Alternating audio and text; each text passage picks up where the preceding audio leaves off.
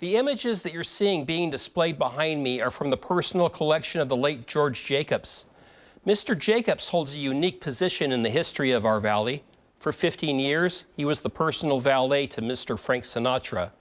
I recently had the opportunity to speak with the son of George Jacobs, desert artist Snake Jagger, who spoke of his father's time with Mr. S, as well as some of his own personal childhood experiences with various members of the Rat Pack. He lived with him and traveled with him all over the world and did anything that needed to be done. Snake Jagger reminisces about his father, George Jacobs, who, from 1953 to 1968, was the personal valet to Frank Sinatra. I can remember times coming to visit the Sinatra compound when we were younger, and we would stay in the bungalows on the property. We would watch the Tony Rome movies in his private theater. I remember meeting Mia Farrow there when he was married to her. George Jacobs was the friend, confidant, traveling companion, and live-in cook to Mr. Sinatra at both his Palm Springs and Bel Air residences. Snake recalls the generosity of his father's employer, specifically in Bel Air around Christmas time. I remember Mr. Sinatra coming down the stairway. It has kind of a curved stairway, and he was walking down in his, I think he was wearing a robe at the time, and he came down to talk to us.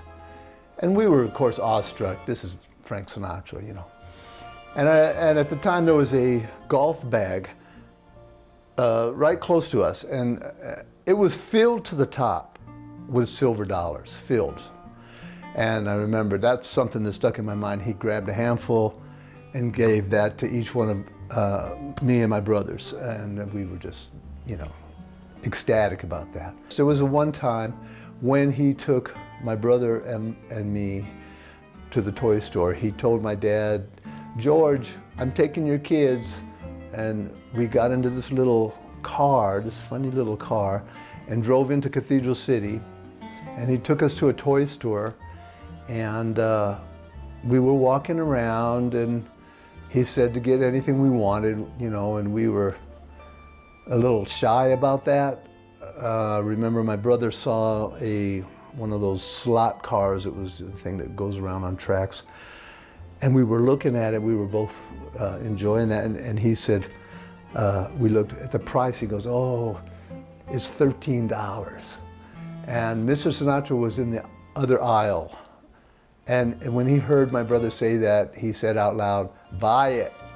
And everyone in the store laughed. I mean, there were a few other people, and they all heard him and they laughed. And it's the type of person, he was very generous. And so he had us buying what we wanted. I think I bought a BB gun, a rifle. And of course, shooting that around the compound. I learned later that I had caused a couple of little BB holes in the windows in some of the little bungalows.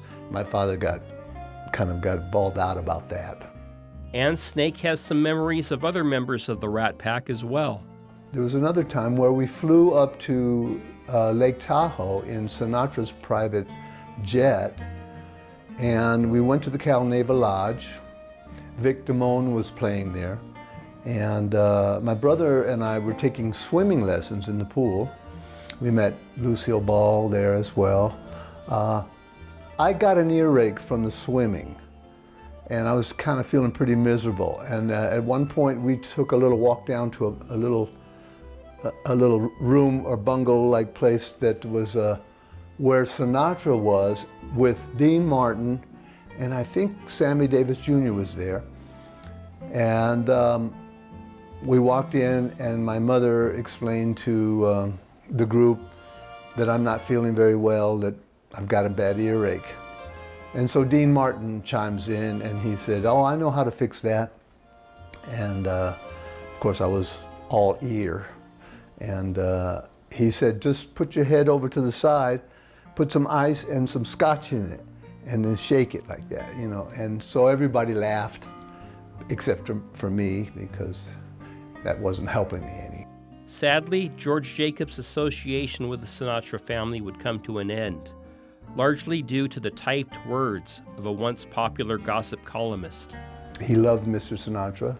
He was devastated when he was let go because of a story by Rona Barrett that Mia Farrow and my dad were dancing in a nightclub in Hollywood somewhere, and got back to Mr. Sinatra. And I think the next day, my dad got a letter from lawyers saying he was terminated. It broke his heart, and he never quite recovered from that, you know, as far as his feelings towards Mr. Sinatra. He always loved the man, you know. He had published his memoir, Mr. S., My Life with Frank Sinatra, 5 years after Sinatra's death. George Jacobs passed away on December 28, 2013, from natural causes. For Our Desert Past, Steve Sumrall, NBC Palm Springs.